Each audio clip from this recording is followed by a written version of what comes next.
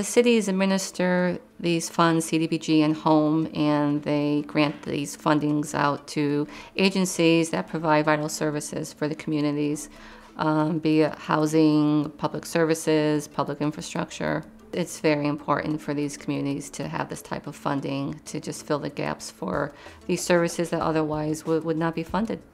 With community development block grant funds, we're able to zero in on target populations, and especially now as the federal funds are facing a cutback, and we have been cut back, we are focusing in on those in most critical need.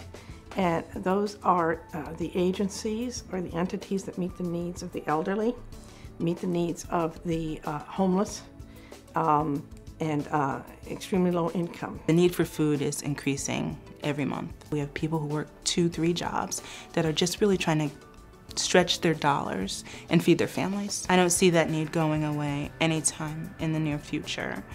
So we're there to provide a service to our residents, and hopefully with CDBG funding we can continue to do that. We utilize the home funds to create affordable housing opportunities.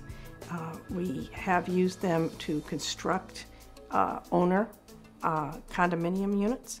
We use them to rehabilitate rental units that will then either be sold at an affordable amount or will be, in the case of rental units, rented at an amount that's approved by our funding agency, Housing and Urban Development. My daughter was diagnosed with autism, and we started shopping around for school districts that had good special ed programs. We needed to get into a district that had services, robust services for her, because unfortunately it's not all equal from district to district. And we decided we had to move to Fairfield.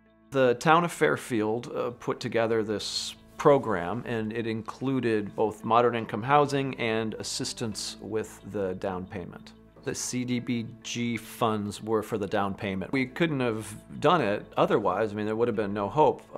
My wife and I both had huge amounts of educational debt. So with all that educational debt, there was really no way we could, no bank was going to loan us any money. So we absolutely couldn't have done it without the down payment assistance. We are creating homes, and the quality, the need for a home affects an entire person's well-being. In community development, we are holding our communities together and making them more habitable, more livable. Brass City Harvest was started in 2007 to provide sustainable agriculture and make food more accessible to low-income populations. We use CDBG funding for infrastructure development. The Waterbury Development Corporation, the fiduciary for CDBG funding in Waterbury, has granted us on 2 different occasions monies to construct agricultural facilities in targeted areas in Waterbury, North and South Ends.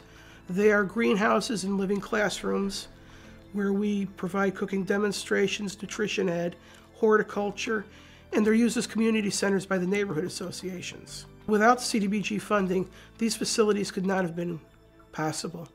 They were constructed on property that the city owns. However, those properties, both of them were both contaminated, one pretty fairly significantly.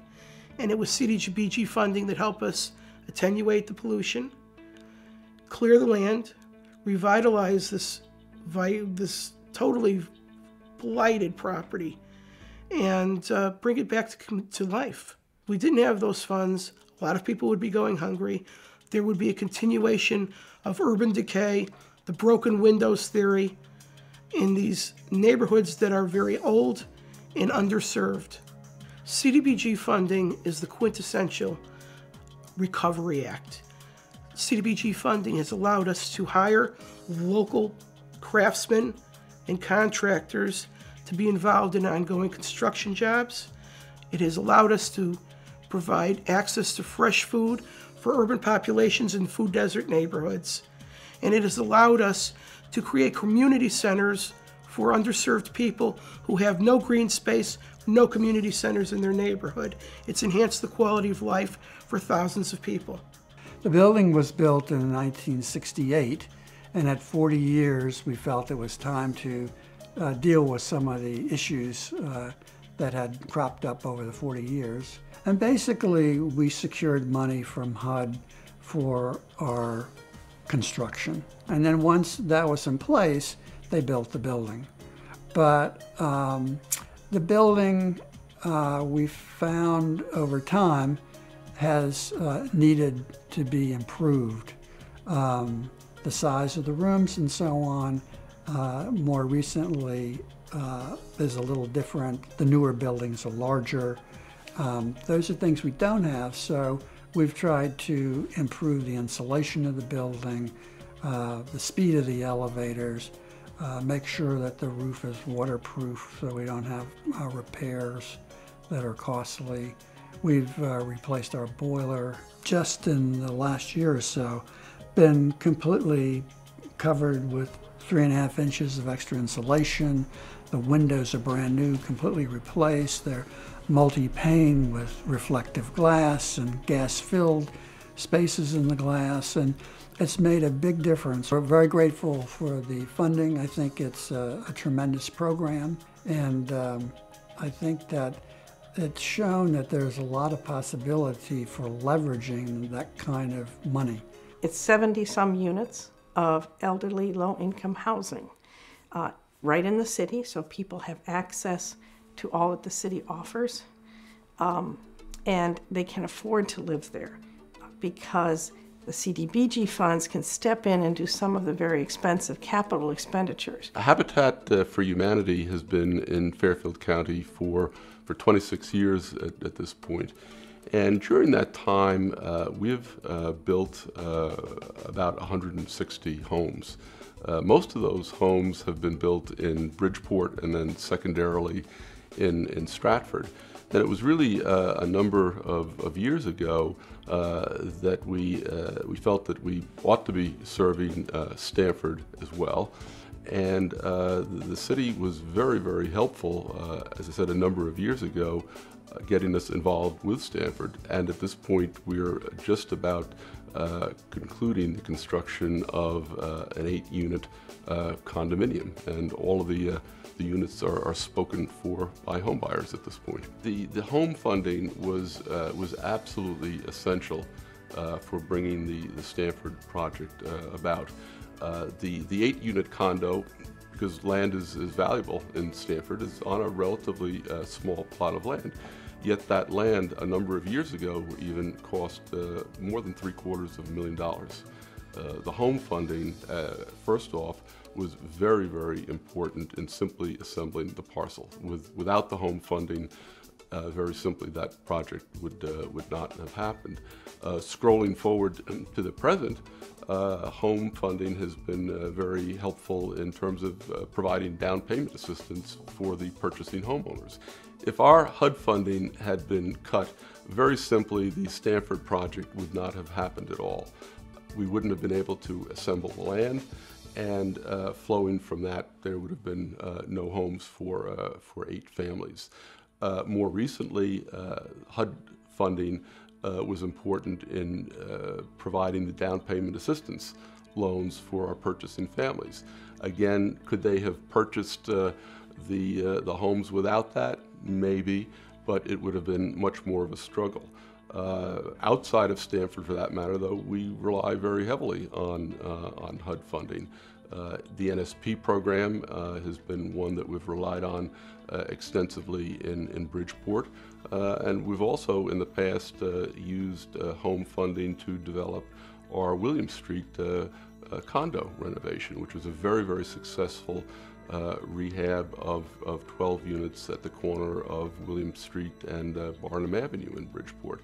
And again, all of that would not have happened were it not for the HUD funding. As far as community development goes, the program fits its name. Those funds help us craft a community that's really vital and helps us to assure that those with the least in the way of funds or whatever are able to become part of that community. This is the first major construction in my downtown in 20 years that wouldn't have happened without home funds. The timing and availability of the home funds were critical for us to get started again when we did. The assistance that we got from the home funds, the $1.2 million that the City of Bridgeport was able to provide for the project, was part of the gap filler that we needed. We restarted this project in May, and we are now 100% complete, have a certificate of occupancy for the entire building, have 32 of the 84 apartments rented in the 6 weeks that we've been marketing them. And it's terrific. We've got 5 of the 7 retail spaces rented. If we had to wait for either further investment of our own through investors or for someone else to come along, it certainly would not be done at this time. GBAT started in 1980, so it's been almost 30 years, and it started to prevent teen pregnancy. And then we went into supportive housing programs, and we began Mi Casa My Home with the help of CDBG funds we received. If it wasn't for GBAT being around, I would probably be in a shelter with my child. So we rely on these strategic charities like the Y. The Ralph Taylor Community Center is a branch of the Central Connecticut Coast YMCA, and what we do primarily are youth services. Unfortunately, what happens is that the kids doesn't have another place to go. Usually when there's nothing to do, that means you're basically causing trouble. Last year we got $8,000 from CDBG, and we were able to leverage that by another $62,000 from other funding sources. There are a lot of things out there that we can get ourselves into. If I weren't doing this, basically I would be at home doing nothing.